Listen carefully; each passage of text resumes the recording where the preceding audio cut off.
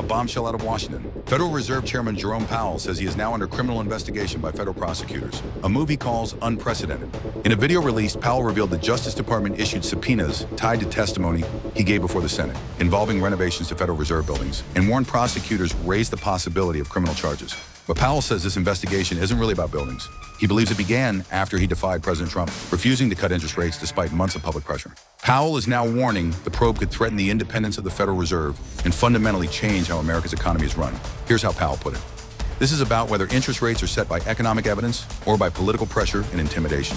Justice Department has not confirmed the investigation, while White House declined to comment. President Trump told NBC News he knows nothing about the probe, but again criticized Powell's leadership at the Federal Reserve. The investigation marks a major escalation in Trump's long-running feud with Powell, a man Trump himself appointed in 2017. Republican Senator Tom Tillis says he will block all Federal Reserve nominations until the legal matter is resolved. Another side, Democratic Senator Elizabeth Warren accuses Trump of attempting to take control of America's central bank. According to the New York Times, the investigation is being handled by the U.S. Attorney's Office in Washington.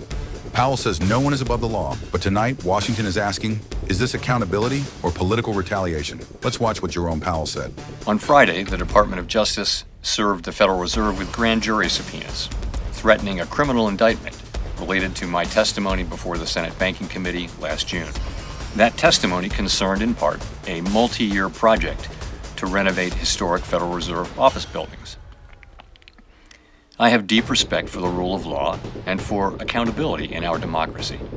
No one, certainly not the chair of the Federal Reserve, is above the law.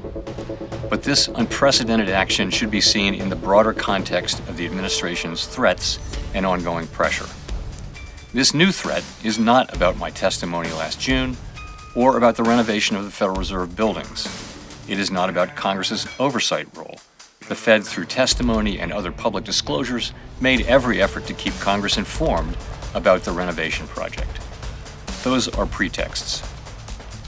The threat of criminal charges is a consequence of the Federal Reserve setting interest rates based on our best assessment of what will serve the public, rather than following the preferences of the president. This is about whether the Fed will be able to continue to set interest rates based on evidence and economic conditions, or whether instead monetary policy will be directed by political pressure or intimidation. I have served at the Federal Reserve under 4 administrations, Republicans and Democrats alike. In every case, I have carried out my duties without political fear or favor, focused solely on our mandate of price stability and maximum employment. Public service sometimes requires standing firm in the face of threats. I will continue to do the job the Senate confirmed me to do, with integrity and a commitment to serving the American people. Thank you.